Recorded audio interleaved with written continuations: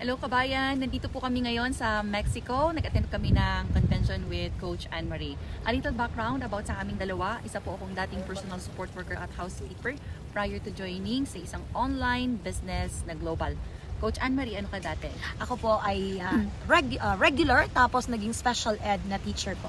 And we are both Retired. Thursday today, and nandito po kami sa harap ng beach para mag-enjoy ng sun, pero umulan ng konti. Pero share namin sa inyo bakit nandito kami ngayon sa Mexico. So this is a business trip, at the same time makapag-relax na din at habang ang aming business ay working in the background. So share natin kung saan tayo nanggaling, ano yung mga nabago sa buhay natin nang dahil dito sa online business na ito. Quick lang din. Opo. Sharing mo. Oo, galing po akong Pilipinas. Blessing po sa akin na maging teacher sa Amerika. 20 years po akong teacher. Pero ang hirap pa din ng buhay. I was living paycheck to paycheck pa din. Nahihirapan pa din magbayad ng bahay, sasakyan, pagkain of course, at nagpapadala sa Pilipinas. 20 years. Ang daming challenges bilang isang teacher. Pero ang pinaka-challenge doon wala ako sa magagandang life moments, milestone ng aking mga anak. Kasi nandun ako sa classroom ng aking mga estudyante. So nung nakita ko ang business na ito 3 years ago, sabi ko talaga, ito na yung business na magpapabago sa buhay ko.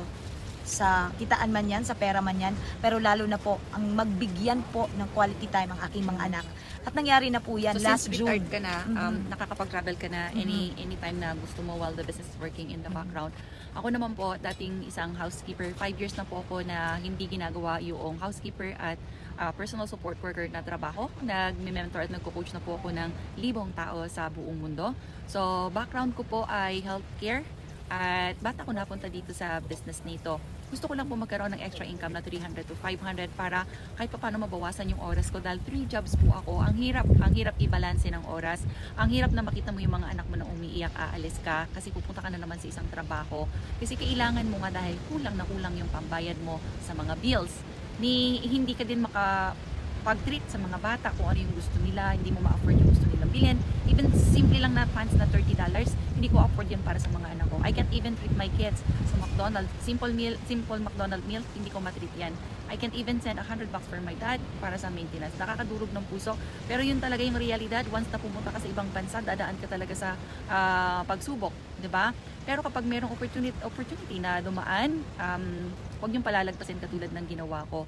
So fast forward tayo from hindi maka-afford ng lahat ng nabanggit ko niyan to now sponsoring 300 students sa feeding program 3 times a week at nag-i-sponsor na din po tayo ng medical and dental missions. Tumutulong na tayo sa mga kabataan para hindi sila maligaw sa hindi tamang bisyo at hindi mapokus yung kanilang oras sa gadget. Tumutulong na tayo para magkaroon sila ng time para sa sports. Ikaw bilang isang nanay at bilang isang business owner na ngayon, na successful na business owner, ano yung ma-advise mo sa mga tao na naghahanap ng extra income pero hindi nila alam kung paano nila uumpisahan? Oo. Meron po kaming proven na system at madali lang pong makaalam kung paano. Manood lang po kayo ng aming 90-minute na webinar at yun lang din ang ginawa namin sa simula. Wala po akong business background. Sabi ko nga, teacher ako for 20 years. Wala talaga akong business background pero nung nakapasok na po ako sa business, grabe ang sistema, manunood ka lang ng video at malalaman mo na kung paano. Meron ka ng coaches kagaya namin at ang community natin po all over the world. So kagaya nito, ito po ang example ng video na nakikita nyo.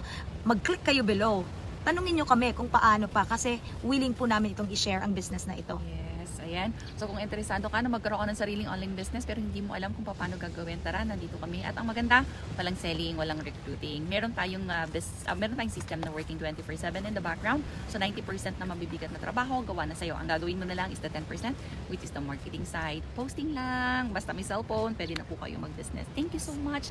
At sana na-inspire po kayo at kami dalawa ni Anne-Marie. Sa akin, blessing ang business na to. Baka blessing din sa inyo. So, i-message nyo na po Check kami. it out. Thank you. Salamat!